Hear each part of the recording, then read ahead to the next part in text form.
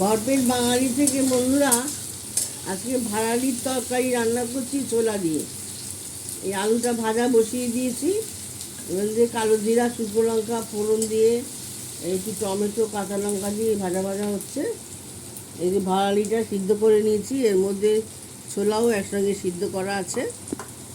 আর এই যে নুন, এই যে চিনি লাগবে, নুন লাগবে, এই যে নুন দিয়ে দিলাম, আর লাগবে একটু ধনে পাতা। ভাড়ালি খাবেন বন্ধুরা, ভাড়ালি খাওয়া খুব ভালো। ভাড়ালিটা কালকে সিদ্ধ করে ভাড়ালিটা দিয়ে দিলাম এর মধ্যে।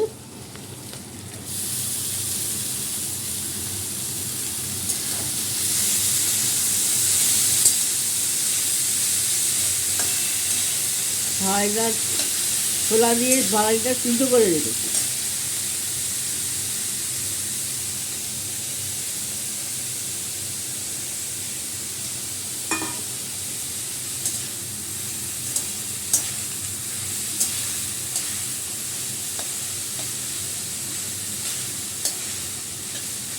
একটু চিনি দিয়ে দিলাম, নিরামিষ তরকারি।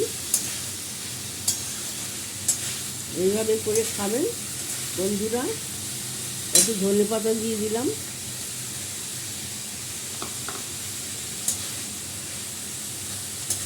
এই তরকারি দিয়ে খেতে খুব ভালো লাগবে।